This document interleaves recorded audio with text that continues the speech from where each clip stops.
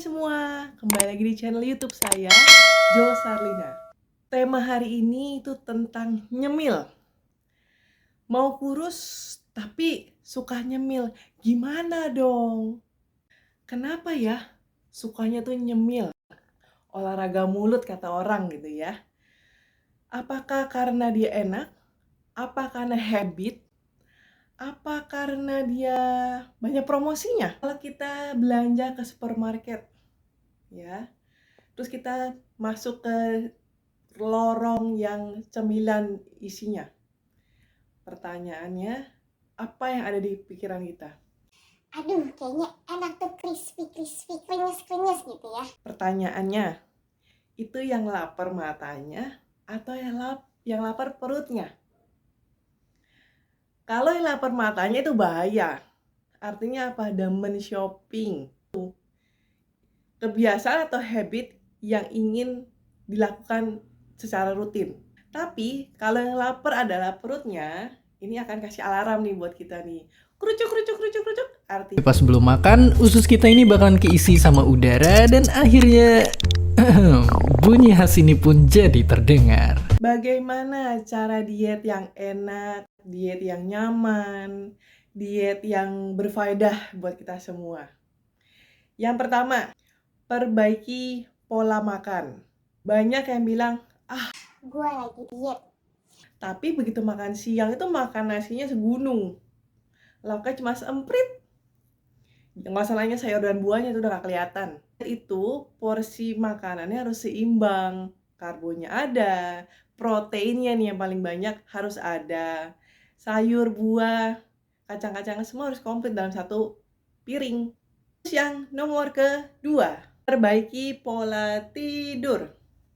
Kenapa sih harus tidur? Why is that? Well, the most simple answer is that if you are sleeping, you aren't eating. But on a more scientific level, a tired body overproduces the hormones ghrelin and leptin, which are the hungry hormones. It is still necessary to exercise for weight loss.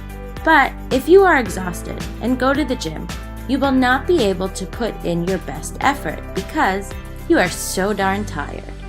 So, how much should we sleep? The recommended amount are 7 to 9 hours depending on each person's individual needs. Karena saat kita tidur, tubuh kita juga butuh istirahat kan? Metabolisme kita akan memperbaiki riset saat dia tidur. Kalau dia kerja mulu, ibarat kayak mesin, suruh kerja mulu, error nggak tuh mesin? Nomor 3, pola pikir. Apa yang kita makan, otak kita memberikan sebuah alarm. Oh, lu harus makan ini, lu harus makan ini, jangan makan itu, jangan makan ini. Pola pikir harus berubah, mindsetnya harus berubah. Nomor 4 adalah pola olahraga. Kenapa sih harus olahraga? Otot-otot kita itu butuh bergerak setiap hari. Beraktivitas olahraga. Rutin aja 30 menit sehari. Yang kelima, paling penting, itu defisit kalori. Kenapa? Kan gue olahraga, habis olahraga harus makan yang banyak dong. Jumlah minimal kalori untuk diet yang harus dipenuhi itu sekitar 1.800 hingga 2.200 kalori per hari. Nah, di sini ada contohnya tempe. Tempe itu sehat nggak? Sehat. Tapi kalau sudah bertemu dengan terigu, tepung, dan deep fried, itu hasilnya bukan tempe lagi. Satu potong tempe yang tadi 16 kalori, tapi kalau sudah digoreng jadi 45 kalori. Kebayang nggak kalau makan 5 aja, itu udah menghabiskan hampir setengah kalori intake yang kita butuhkan sehari. Pertanyaan berikutnya, bagaimana? How? Gimana saya diet? Pertama, ubah mindset. Jangan berpikir kalau makannya banyak itu sehat. Tidak.